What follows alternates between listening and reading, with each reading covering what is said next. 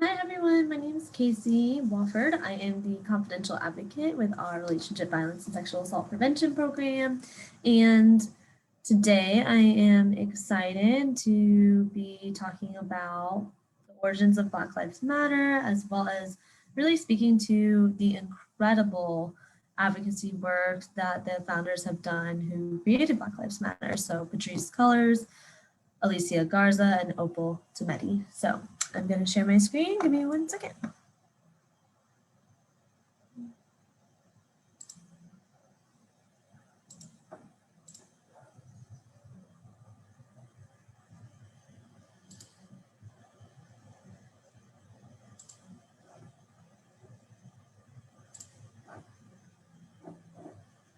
Okay, so I'm going to start out. I kind of already did a little bit of an introduction, but I also want to say that this presentation was meant to be given like 2 weeks ago during Black History Month. And during Black History Month, started a series called Black Women, Breaking the Silence in the Anti-Violence Movement, because even when we think back to the civil rights movement, when we think back to the leaders in the anti-sexual violence movement, people have really spoken out, not only for themselves, but just for voiceless populations that are hardly ever represented.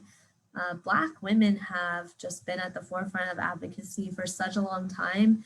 And I think it's really important that we take time to acknowledge that, take time to learn more about these people, more about why they are involved in social justice work.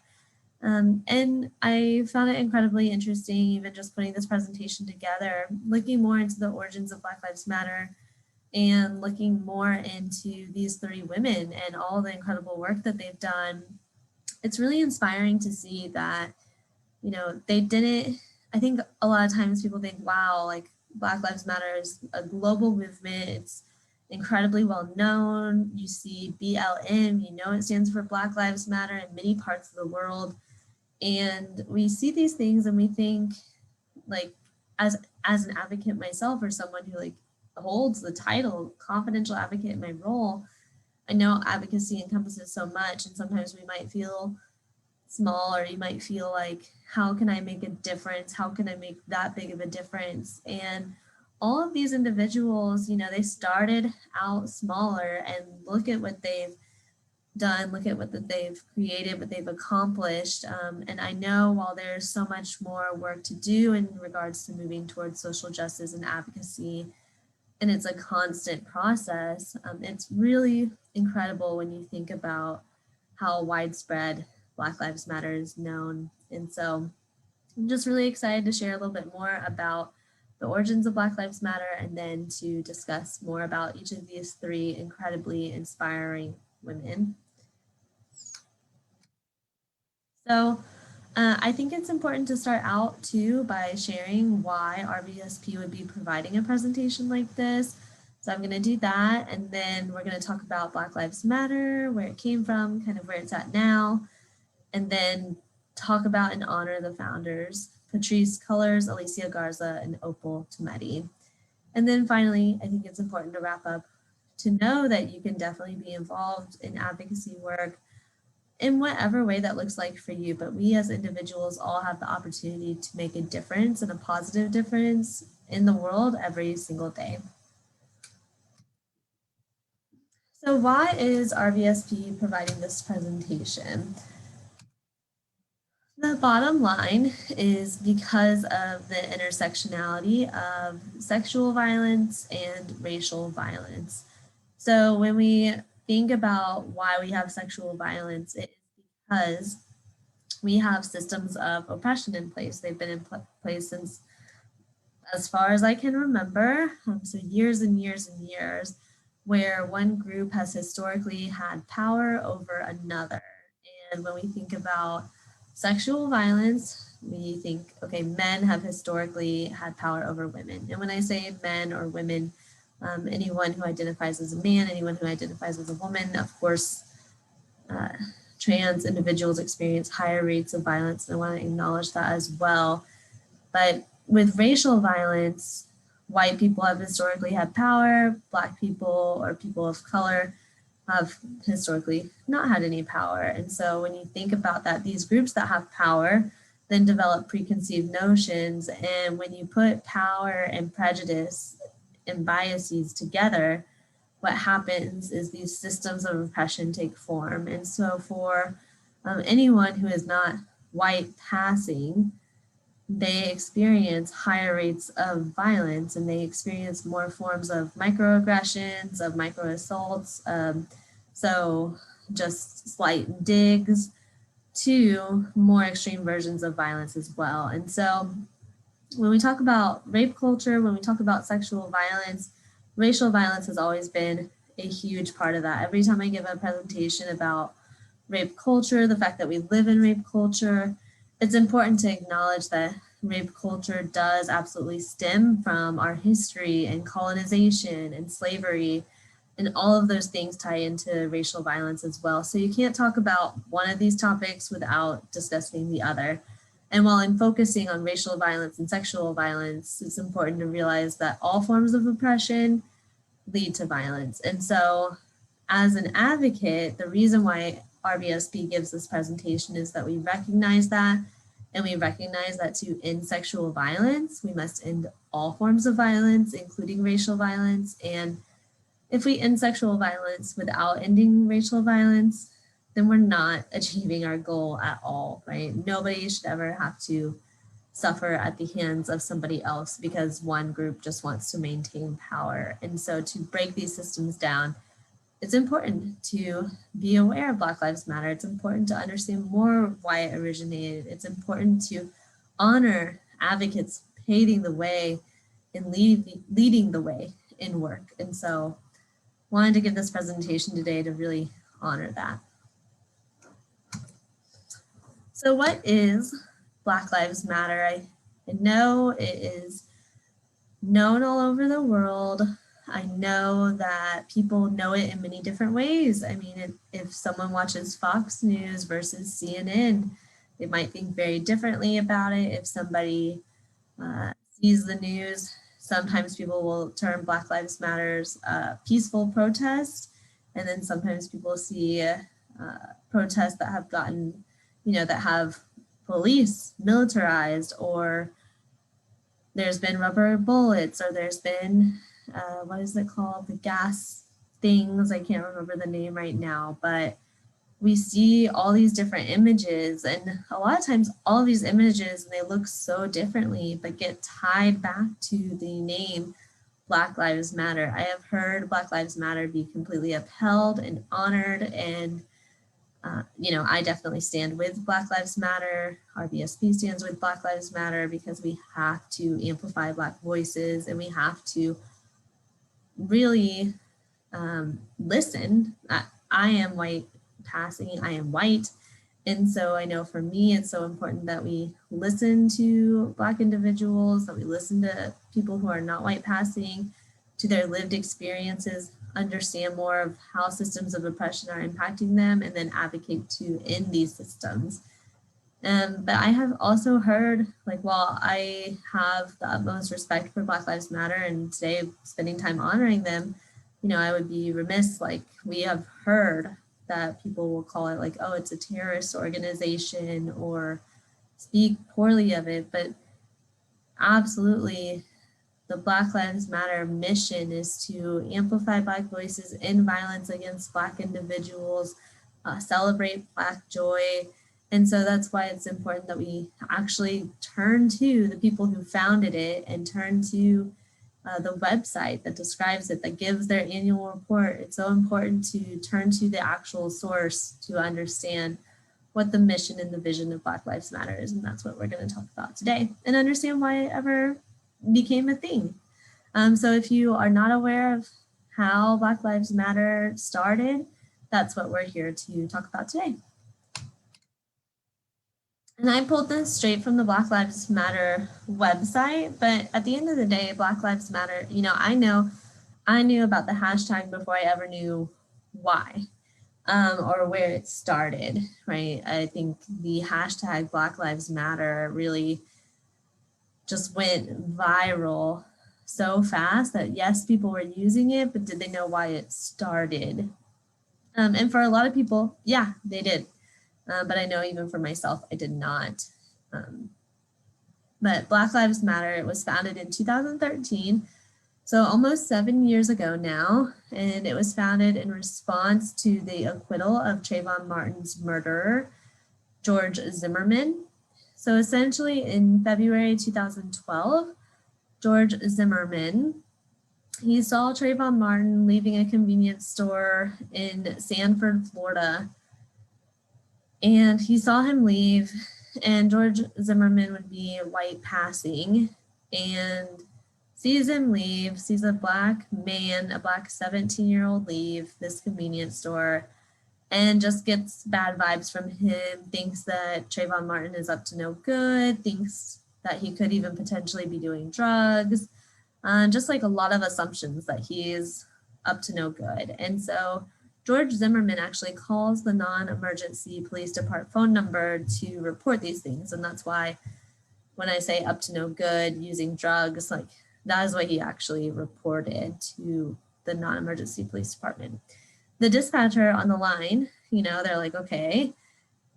And the dispatcher said, hear you, they can send someone out, but told George Zimmerman, don't follow this person, don't get out of your car, because George Zimmerman was initially in the car, like just leave it alone, someone will go out. And then after that phone call, George Zimmerman hung up the phone, gets out of his car, does begin to follow Trayvon Martin, and eventually says that the reason he followed them was so that he could definitely know his location if needed for when the police showed up. And so follows him, and then what George Zimmerman reported was that, as he followed him, they got into a confrontation that escalated, and it resulted in George Zimmerman shooting Trayvon Martin at close range, which ended up murdering him and killing him. So this is all absolutely, completely devastating.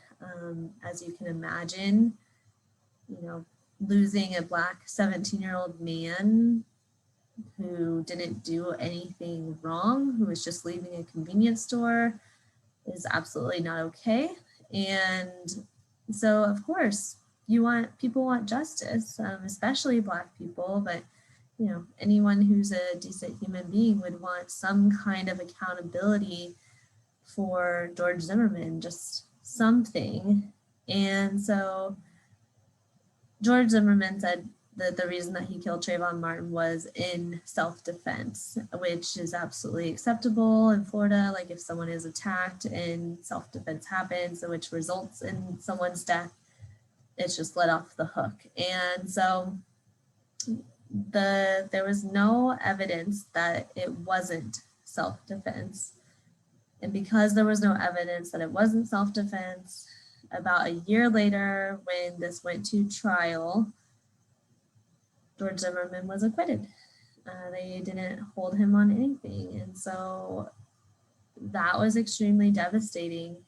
And that is what led Alicia Garza to tweet, and I have the tweet later in the presentation, but something along the lines of, Black people, I love you, I see you, your lives matter.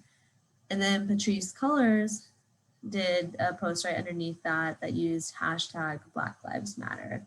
And within 48 hours, the hashtag Black Lives Matter was just all over the place.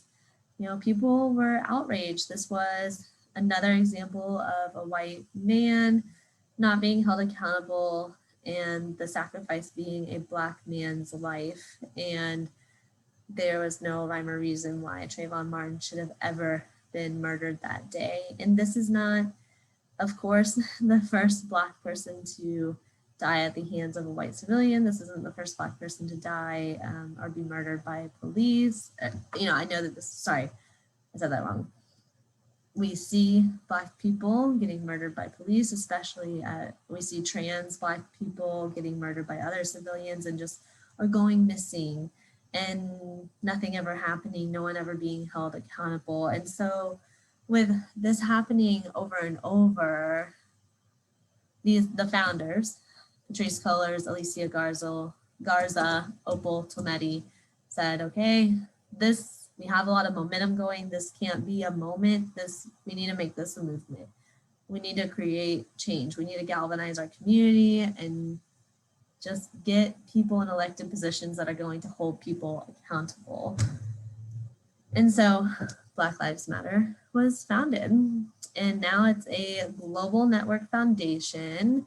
It is in the US, the UK, and Canada. There are over 40 chapters. I say over 40, there's up to about 40. So I know in 2020 there were 38, and now there's been a couple more. And the mission is to eradicate white supremacy.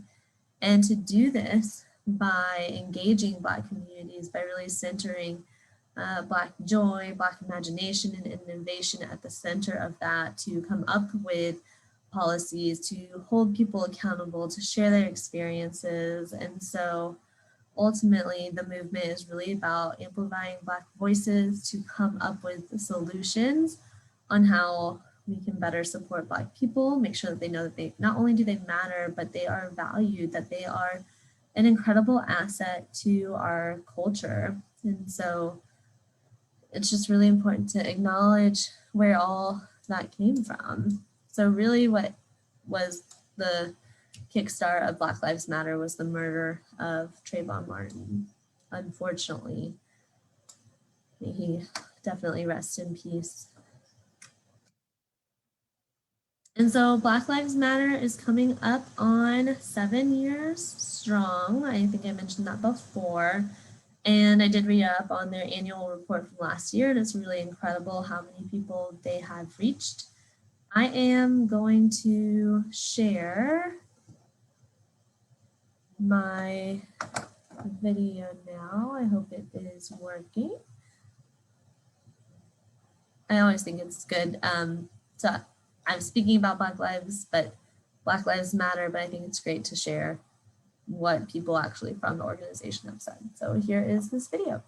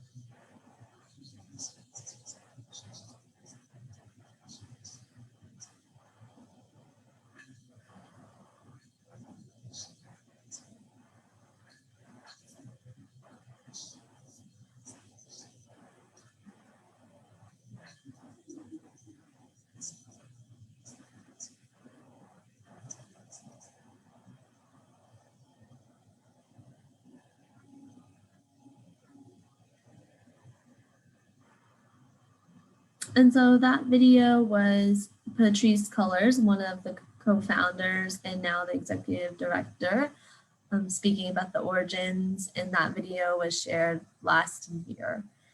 And I just think it's important to acknowledge, I talked earlier about, why we started this series, Black Women Breaking the Silence in the Anti-Violence Movement, because while Black Lives Matter is relatively new, Black people have been fighting for their freedom for 500 years now.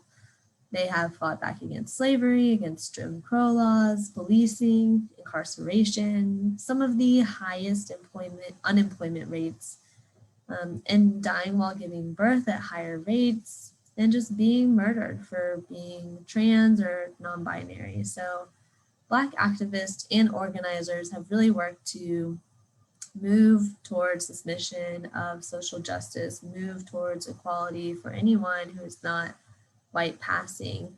And one of their missions is to hold elected officials accountable and get people into positions of leadership who are going to understand that Black Lives Matter, who are going to uphold policies that do hold people accountable and promote equality. And so when we're talking about elected officials too, it's important to realize that Black activists, social activists are saying it's not a Democratic or a Republican issue. It's any elected official who is inadvertently or intentionally harming people of color and Black individuals specifically.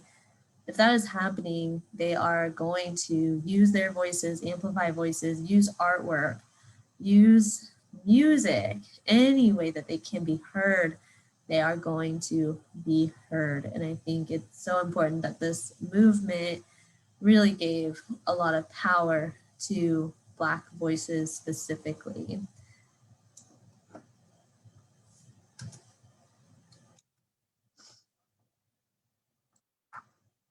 Okay, so I do want to talk a little bit more about where Black Lives Matter is today. So we talked about the origins. So in 2020, the murder of George Floyd happened by Derek Chauvin, and I know this feels kind of like a timely presentation since the jury trial has started to be selected.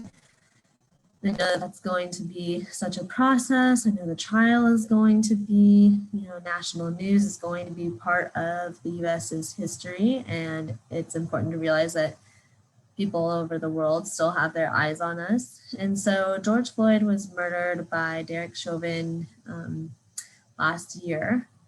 And the video went viral of that murder.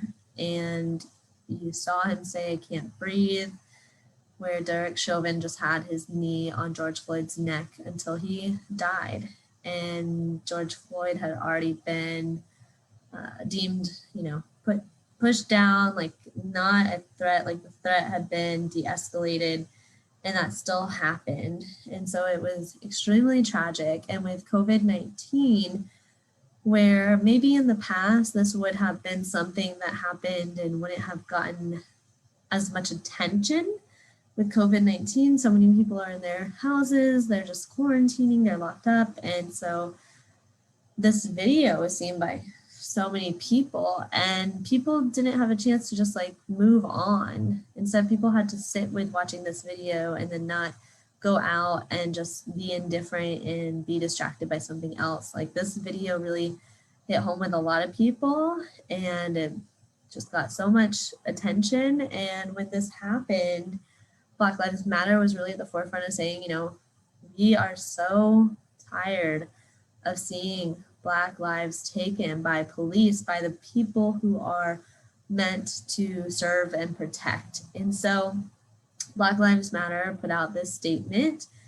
George Floyd's violent death was a breaking point, an all too familiar reminder that for Black people, law enforcement doesn't protect or save our lives. They often threaten and take them.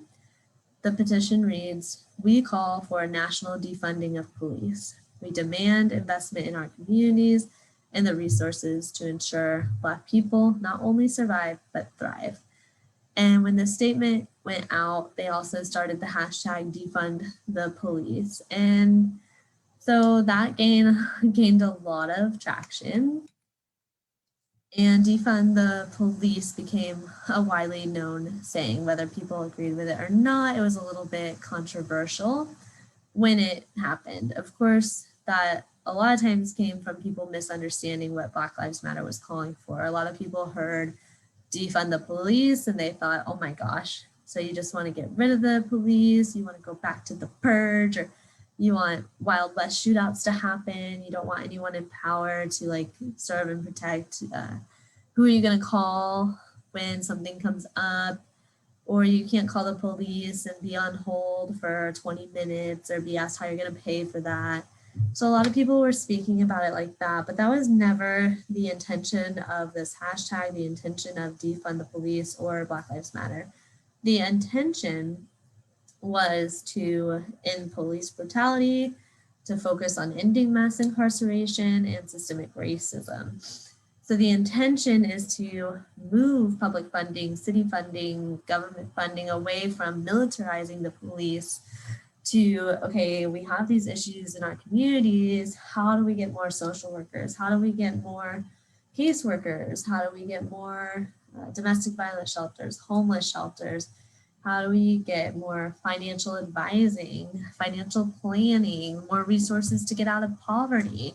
because a lot of times when you think about intergenerationally, Black people not being in positions of power leads to higher rates of poverty, higher rates of having to turn to, maybe there's no other option but to turn to a gang, or if one person has a felony, to try to re-enter into society becomes extremely difficult. And so how about like working on re-entering programs and giving funding to that as well? And so essentially Black Lives Matter was saying this has to stop, and we are so tired of seeing Black life after Black life be taken way too early. Then we saw Breonna Taylor's murder. We also, Sandra Bland, Eric Gardner. So this has just happened time and time again. And so they just want an end to it. And that's really what the hashtag's about. So a lot of times Black Lives Matter is associated with defund the police, like the two, you think of one, you think of the other. And it really, Black Lives Matter, like, yes, gained a lot of traction in 2013, but 2020, they saw even the hits on their website go up exponentially. And 25% of their website visits were global, like they weren't from the US. And so like the world really does have its eyes on Black Lives Matter working to amplify Black voices. And when people were trying to misconstrue defund the police or trying to say like, oh, you want everything to end, but Black Lives Matter did a really great job. Like they came up with this infographic and it said, okay, yes, we're saying defund the police, so how can you be involved? And that's one of the biggest takeaways that I've seen with Black Lives Matter as activism and organizing. So it's not only saying, hey, we need to defund the police. It's saying, okay, you want to be a part of this mission, this is how you can act. So they also give guidance on how someone can use their voice to make this call to action. So they made this awesome infographic, which was widely shared. And they also really focused on, okay, when they're saying defund the police, they're also saying what we want to fund is teachers and counselors, mental health and restorative services, and community-led harm reduction. And so I thought that it's really great. Like a lot of times people might focus on the problem, but Black Lives Matter is really solutions focused as well. So that's part of the innovation and creativity of wanting Black people and Black communities involved. It's like wanting Black communities to help come up with the solutions, because as we all know, when you have someone who's not living that experience, making all the decisions at the table, so like if you have a white person, white elected official trying to make decisions on how to end poverty in a Black community, how to end gang violence in a community that has not heard from any of the voices within that community, we know that the solutions are often ineffective. And so Black Lives Matter really wants to center the voices of the community so that they can come up with their own solutions and get elected officials behind that. So I want to kind of transition now that we've talked about the origins of Black Lives Matter, defund the police and Black Lives Matter, kind of where it is today at just under 40 chapters in the US, UK, and Canada. Now that we kind of know that information, I want to give you a little bit of background about the founders, because they are all such incredible Black women.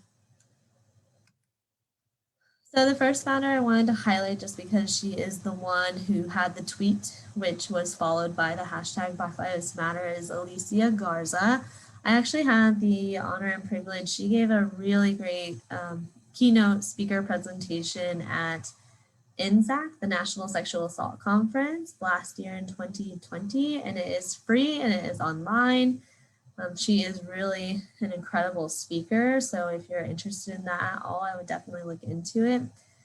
But it's important to realize that yes, Alicia Garza is a co-founder of Black Lives Matter, but that is not her start. She definitely has been involved in activism for a really long time. She was born in LA and then living in California. She was involved with student advocacy. She went to the University of California, San Diego, and organized the first Women of Color conference there. She also was a part of advocating for janitors of the university to be getting paid higher wages. And so she has done a lot. And all of those small steps of figuring out how I can be involved in my community, how I can advocate for people who maybe don't have power at the table. It's like these janitors don't have power at the university, but if you get enough students behind it, they're the ones paying to go to your school. If they don't want to go here anymore, then yes, you're going to want to pay your janitors more. So she's definitely a part of a lot of different things. And one of the biggest things that she has created, she is the founder of Black Futures Lab, which works with Black people to transform Black communities. And it really focuses on building political power. That's local, statewide, and nationally. And it does this again by centering Black voices and saying, hey, Black individuals in our community, what are the problems that you're facing?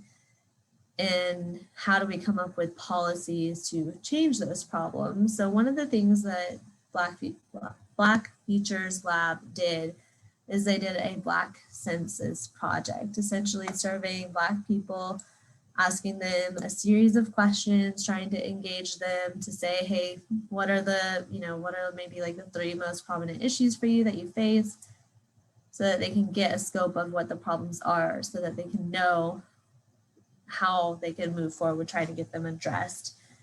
And the Black Census Project was like the largest specific to Black people census since the Reconstruction era, which was about, oh boy, I almost said 1985, and that is completely wrong.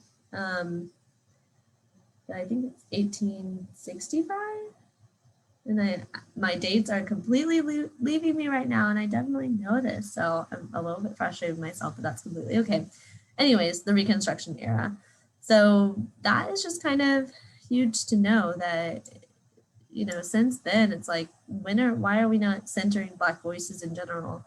And one of the things that the census did too was within that census, she also specifically targeted trying to find out for Black LGBTQ plus individuals what issues are primary to them. So not only did she focus on centering Black voices, it was understanding that there is intersectionality and that wanting to address all of these issues and really focusing on making sure that marginalized voices are heard. She also recently came out with this book, The Purpose of Power, How We Come Together When We Fall Apart, and that came out in 2020. It's on the New York Times bestsellers list, so if that's something that you're interested in, I definitely recommend checking it out. And so moving forward, I'm going to highlight Patrisse Cullors next, because she was the one that then responded to Alicia's tweet with the hashtag Black Lives Matter. And with Patrisse, I really was interested in, I am definitely interested in reading Alicia Garza's book, but I did read Patrisse Cullors' book, When They Call You a Terrorist, a Black Lives Matter memoir. And it was just really eye-opening. It was a little bit heartbreaking at times, but such a good read. I would highly recommend it. And in this book, it really highlighted for her how personal, which for all the co-founders, like these issues are extremely personal to them. These are all Black women. But with Patrisse, I read about her brother, Monty, and how the police and the criminal justice system labeled him as a terrorist when he has the mental illness of schizoaffective disorder that was diagnosed by the criminal justice system, the psychiatric system, that said he needs to be on medication. And that happened when he was younger, still a juvenile. He was having an episode, just disoriented, wandered into someone's home. That person called the police and he was charged for breaking and entering. And when that happened, they determined he needed to be on medication. And so he was. And for a while, things were going completely fine. But one of the things with a lot of people who are on medication who then feel completely fine is they say, I'm okay, so I don't need to take my medication anymore. And that's really, really common. And so he got off of his medication, and when he did, that resulted in another charge. And with the next charge, he went to a cell for a while in jail. And when he was in the cell, a weapon was found in this shared cell that he denied was his, and they still pinned it on him. And so that was his second charge. And this is all happening in California. So he had 2 felonies. And then he got out on medication again, then off the medication, got into a fender bender with a white woman who called the police when he hit her car. And he, being off of his medication, just the way that he's talking, it's just very like word salad, like the words that are put together aren't making sense. Again, disoriented. Police arrive on the scene and they taser him. They shoot him with rubber bullets. And I'm sorry, they did not taser him. They said that they almost had to taser him, but they did shoot him with rubber bullets, and they arrested him. So this is his 3rd arrest, felony charge. California has a 3-strike rule that if you get 3 felony charges, automatically it's life in prison. And he's not on his medication when they arrest him. So they take him to a cell. He's on solitary confinement. He's still not making sense, but he's asking for his medication. And Patrisse went to go visit him. His mom went to go visit him. Very loving, supportive family, wants the best for him.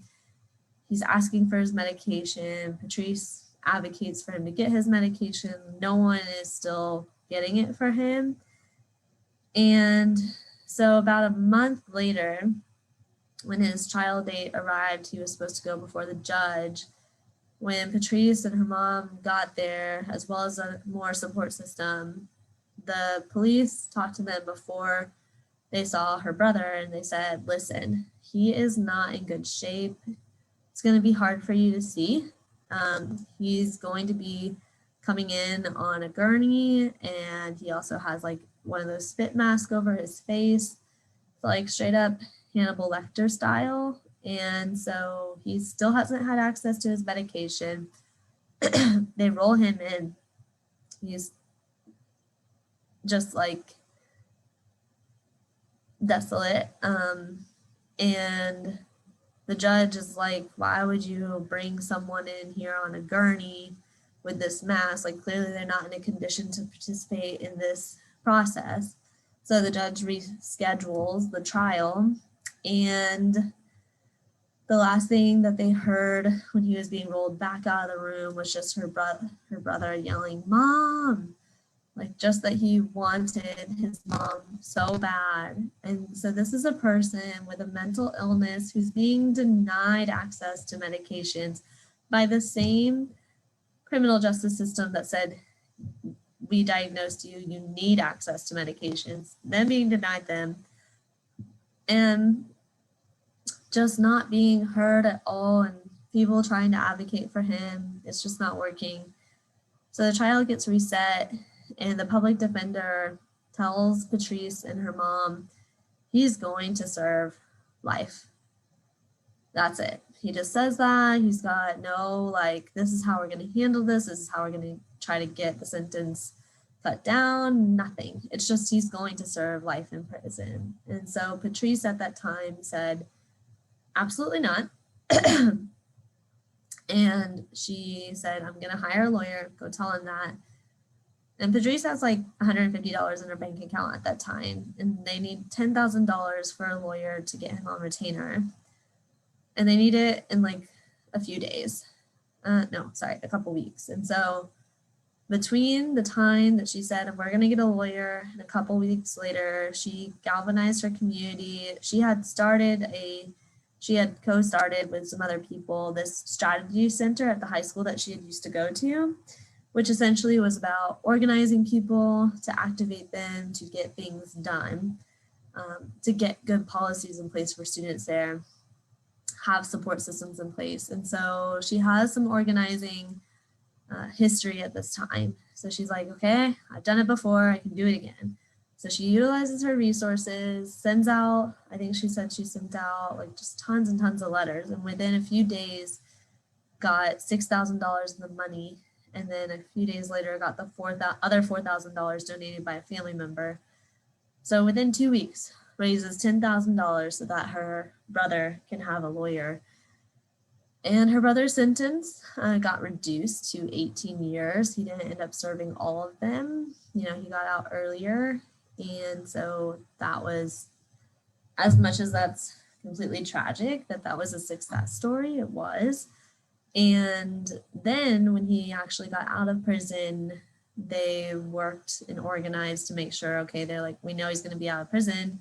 He has 3 felony charges. Who's going to hire him? So they worked with some friends, got him a janitorial position, which he was still ended up being fired from because of his background check failing. So this mission, Black Lives Matter, Patrisse is a huge advocate for revitalizing the criminal justice system, just completely changing it, reforming LA jails, reforming policies, just against incarceration. So defund the police is really big. And so this mission is just so personal to her, and reading Monty's story was really, really hard to do realistically, but the fact that she could get $10,000 that quickly and then also organize to have a job for him when he gets out, all of that takes a lot of time and a lot of people power. And so Patrisse, even if you go to her website, she really identifies not as an activist, but as an organizer, really, and she has definitely used those skills, and she has been organizing for about 20 years. All of these founders have been activists for around 20 years at least. And so it's important to realize, like, it's not just out of nowhere that they've developed these skills. Like, this is something she's been doing and that has been a passion of hers her whole life. And Patrisse is also the educator and mentor at Prescott University's Social and Environmental Arts. I found it really interesting to read that the curriculum for that program there, she developed herself. And that program is really focused on bringing together activism and artwork and how people can do that and work towards establishing movements and raising awareness and organizing. And I just thought that was really interesting. It's the first program of its kind. And so I'm curious to see what that turns out in the next few years. And she has just done a lot of things. She has founded different organizations that, again, highlight the things that really matter to her. So she is a co-founder, executive director of Black Lives Matter. You saw her in the video earlier, but she also has a lot of other things going on. And so highly recommend her book. Definitely really powerful read.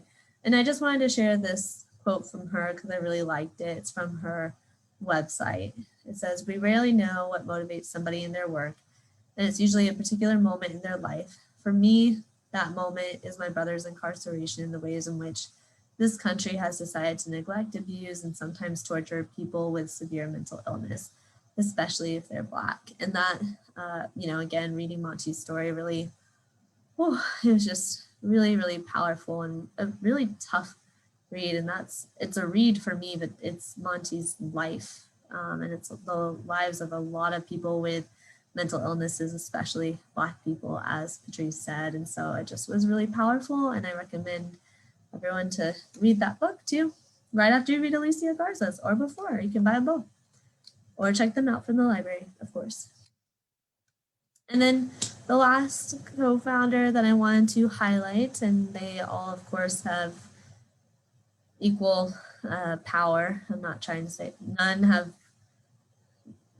Anyways, I think y'all know what I mean. Not speaking right now.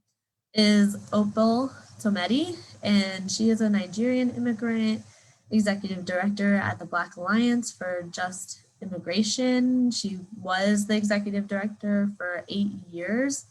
And that organization really focuses on people's immigration experiences and making sure that communities can mobilize and advocate for economic justice for immigrants as well. And she became the executive director there at the mere age of 27, which I found just really powerful. That's just awesome. One of the highlights from her time there that I read about was that she worked with reunifying families after the Haitian earthquake in 2010. And one of the biggest things that she did is just challenging unjust deportations as well. She has spoken at numerous things, including on behalf of immigrants to the United Nations. So she's definitely done a lot. And she is the founder of Diaspora Rising, which is basically, it's like a digital digest that focuses on issues around Blackness around the world. So Black Lives Matter is a global movement that really started again because of Trayvon Martin's murder. But this organization that she founded is meant to really be a media and advocacy hub dedicated to strengthening the bonds of Black people globally. And it really wants to start like a Pan-Africanist movement and use technology to facilitate that. And technology is at the center of a lot of what she's done, utilizing technology to the advantage of spreading awareness about different anti-Black causes, and so to galvanize people from around the world. So in regards to Black Lives Matter, her biggest role in that was really establishing the website, like the online platform, saying, okay, we want to do this. How do we do this? How do we keep this going? And it's the online platform. So she was a huge, huge role in making sure that Black Lives Matter gained the traction that it did, and didn't just stop at a few tweets or tweets within 48 hours. It just kept going. And I tell you what, the Black Lives Matter website, the 2020 report on all the things that they have accomplished. I mean, even within 2020, it was like in 2019, they had, I think, 1.7 million views at one point, but then in 2020, within the second half of 2020, they had more views by, I think it was like 500% than they had within the last year and a half. And obviously a huge portion of that was the murder of George Floyd, COVID-19 disproportionately impacting Black people. The election was coming up, and then Breonna Taylor. I mean, just thing after thing after thing made people more and more interested in getting involved, of being activists and being allies to the Black community. And I love a good quote. This was another thing that I pulled from her website. So they each have their own website. I would encourage y'all to check them out. But there's an African proverb that says, if you want to go fast, go alone. If you want to go far, go together. And I think that really captures a lot of the essence about what the Black Lives Matter movement is about. It's like, we as individuals, we can accomplish things and we can make change, of course, but when we really pool together, all of us as people together, people have power. And the more people that you have advocating for Black communities, the more power that you have in that. And so Black Lives Matter is really about unifying Black communities and amplifying Black voices. Okay, so kind of wrapping up here, you know, you kind of have listened to this presentation, maybe, or part of it, but it's important to know like what you can do and how you can be involved. So one, I would totally recommend checking out each of these individuals' websites, looking through them, but then most importantly, looking at the Black Lives Matter website. They have a huge 2020 report that I talked a little bit about some findings from it, but it was a really great, interesting read of all the amazing things that they are doing and did accomplish just within a year. They have a lot of great videos, a lot of great access to resources. So they also have great access to resources on each individual's website as well. read the books, go watch some of their presentations, go read some of their, a lot of them have been published in terms of things that they've written. And so read their articles, hear their voices. Again, a lot of what you can do is listen. You can't help be a solution if you're not listening to the problem from the people who are experiencing the problem. Donate. I know this presentation, is for students. And as students, I remember, when I was in college, it's like you constantly feel like you don't have enough money. And so donating doesn't have to be this massive amount. Donating can be, you know what, I'm going to donate $5 a month and drink one less Starbucks, or $5 a month and eat one less meal at Chick-fil-A. Donating can be small, or it can be, I'm going to make a $10 one-time payment. So it can be whatever is within your means, but a lot of times giving money to causes that you really care about is really, really important, so that they can afford to continue to do the great work. Of course, if donating is not within your means, that's where you can choose other ways to be involved, specifically just using your voice and having conversations with your loved ones, with people in your community, raising awareness, like helping them understand what the origins of Black Lives Matter is, helping them understand what the mission and the vision is, and having conversations about race and racial injustices and biases that you might have or that you might notice in others, and calling them to the table. Call people in from a place of love, from a place of curiosity when you want to engage in racial conversation, so that you can create a space to have that conversation. And lastly, I think it's really important to be gentle with yourself. When I was looking into these 3 incredible Black women and all of the advocacy work that they've done and all of the years that they've put in, again, 20 years or more for a couple of them, I think a little less than 20 years for one.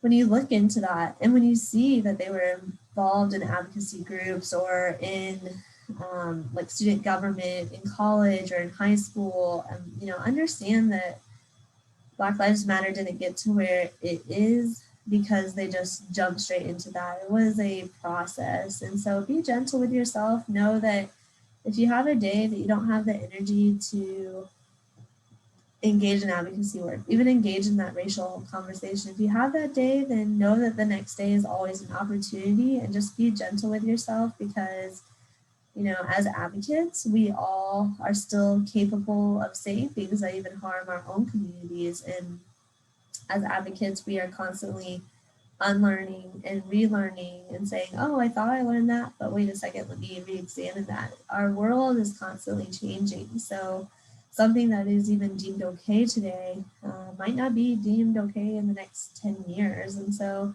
be okay with normalizing when you get new information. It's okay to change your opinion. It's okay to change your stance. But just be gentle with yourself, and also do your own research. I know today I gave some information about Black Lives Matter, some information about these amazing co-founders and Black women, but do your own research and always make decisions with the research that you do, and make sure when you do research that you're looking at credible news sources. And so these are the sources that I used for today's presentation. Definitely check them out. And this is my contact information. If you have any questions, any comments, definitely let me know. I am always free to talk, to set up an appointment. I'm free in Ransom Hall 301, or virtually, or on the phone, whatever someone feels most comfortable with. And I hope that you will join me next Thursday, again at 3 p.m. And I will be doing a presentation before Me Too and Time's Up, honoring Black women who have bravely spoken out. So Celia, Ida B. Wells, and Anita Hill. And these are just a few of the Black women that have done such incredible work. I could probably be doing presentations about Black women doing incredible work for the rest of my life, daily, if not multiple times a day, and still not have the opportunity to acknowledge people as I would like to. But I just wanted to at least take time to highlight a few more incredibly brave Black women who we wouldn't be where we are today in the anti-violence movement without them. And so if you have any presentation requests, anything I can help you with at all, definitely just let me know. But I really appreciate your time. Hope you have a great day. Take care of yourself, and we'll talk to you later. Bye.